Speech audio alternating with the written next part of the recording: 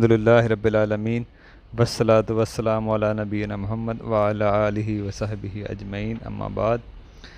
शरई इल्म की अहमियत इसमें हम देख रहे हैं कि ये जो शरई इल्म है इसके बारे में क्या इसकी फ़जीलत है। शरई इल्म की फ़जीलत अब हम देखते हैं। शरई इल्म को सीखने का हुक्म क्या है और इसकी फ़जीलत देखें। शरई इल्म की उलमा ने दो किस्म में किया है तकसीम। एक इल्म है फ़र्ज़ ऐन, यानी कि हर मुसलमान पर फ़र्ज़ है, जैसे बुनियादी चीज़ें नमाज रोज़ा तौहीद का इल्म, हराम से बचना, ये फ़र्ज़ है। अब सवाल क्या हम ये इल्म जो बुनियादी है सीख रहे हैं, अपने बच्चों को सिखा रहे हैं, जिसका सीखना वाजिब है। तो अब हम देखते हैं कि अब इस अफ़सोस की बात है कि बहुत सारे मुसलमान बुनियादी इल्म भी नहीं सीखते, जैसे वज़ू, गुस्ल का तरीक़ा, नमाज रोज़ा, इसका भी पता नहीं होता। तो बुनियादी इल्म हर किसी पे फ़र्ज़ है, ठीक है ना। जो करना है हम पे हुक्म है करने का, वो उसके बारे में इल्म जाने, जिससे बचना है उसके बारे में इल्म जाने, तौहीद का इल्म जाने, हराम हलाल का समझे। ये तो होगा बुनियादी जो हर किस्म पे फ़र्ज़ है और बच्चों पे भी फ़र्ज़ है देना हम पे, और इसका हम में सवाल होना। दूसरी किस्म है मुफ्ती बनना। ये किसी पे फ़र्ज़ नहीं है। हम ये नहीं कहते फ़र्ज़ हैं। अगर कोई बनता है, आलिम बनता है, मुफ्ती बनता है, तो ये बहुत बड़ी अजर की बात है। बल्कि अम्बिया के वारिस हैं ये लोग। नबूवत के बाद इस दुनिया में सबसे बड़ा जो मकाम मिला है वो नबियों का है। उसके बाद उलमा हक़, जो अपने इल्म पे अमल करते हैं, सही मानों के फ़हम सहाबा के मुताबिक जो दीन सीखते हैं, इनका मुकाम है। और ये अम्बिया के वारिस हैं। अब हम देखते हैं असरी इल्म, यानी असरी इल्म दुनियावी इल्म। इसका तल्लुक़ हमारे दुनिया की ज़रूरतों से है। जैसे कोई डॉक्टर बन गया, इंजीनियर, तो ये दुनिया की ज़रूरतें हैं। जैसे साइंस का इल्म, तो ये दुनिया की ज़रूरतों के हिसाब से इसको कहा जाता है।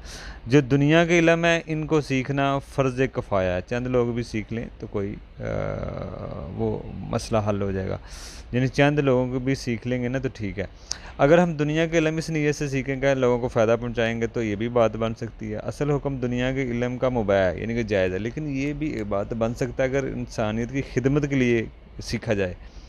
अगर दुनिया के इल्म सीखना है, दीन के इल्म लेने में रुकावट बन रहा हो, तो फिर सीखना जायज़ नहीं है। जैसे आप दुनिया के इल्म ले रहे हैं लेकिन सारा टाइम ही उसी पे चला जा रहा है, सारा वक्त ही उसी पे गुजर रहा है, दीन के लिए टाइम ही नहीं निकल रहा है, तो फिर इसका इस तरह का इल्म लेना जायज़ नहीं है। हाँ, आप बुनियादी अगर इल्म ले लेते हैं दुनिया का तो ठीक है। लेकिन अगर आप इस तरह आगे चले जाएँ कि आपको दीन के लिए टाइम ना निकले, तो फिर दुनिया का इल्म इस तरह आगे बढ़कर सीखना फिर ये जायज़ नहीं होगा। तो ये है दुनिया के इल्म। लेकिन दुनिया के इल्म भी ज़िंदगी की ज़रूरत है। दूसरा अहम पॉइंट कुरान हदीस में इल्म की फ़जीलत जो आई है वो सिर्फ़ दीनी इल्म की है।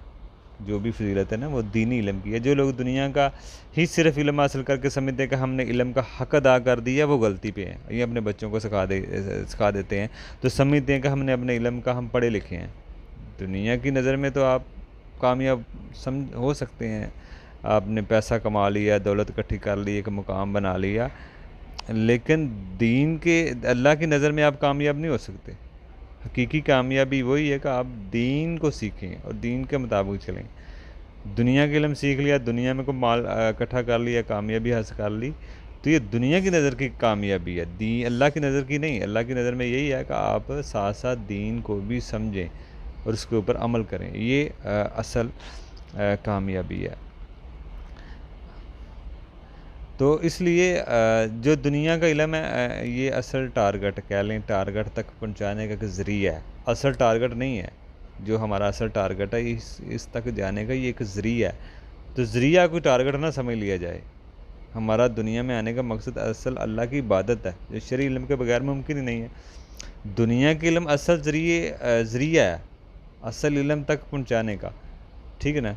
लेकिन अगर हमने सिर्फ दुनिया की इल्म सीखा और दीन नहीं सीखा, तो फिर अपनी नज़र में तो कामयाब हो सकते हैं, लेकिन अल्लाह ताला की नज़र में कामयाब नहीं हो सकते।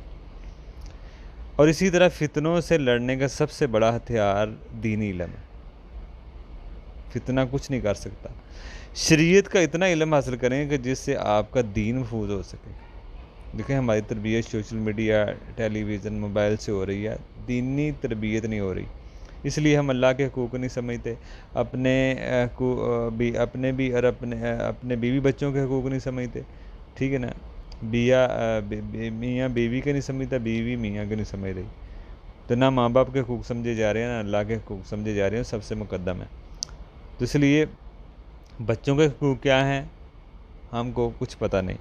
जब हम दीनी इल्म सीखेंगे फिर ही हम सब के हकूक़ समझेंगे और सब के हकूक़ अदा करेंगे, फिर ही अल्लाह ताला की बात मुमकिन है और जहन्नम से बचना मुमकिन है, जन्नत में जाना मुमकिन है। इल्म के बगैर कुछ भी नहीं है। तो इसलिए तबाही है, बर्बादी है, हलाकत है। आप जैसे आजकल देख रहे हैं लोगों के हालात इल्म से दूर हैं। तो जब इंसान इल्म से दूर होगा तो अबादत से भी दूर होगा।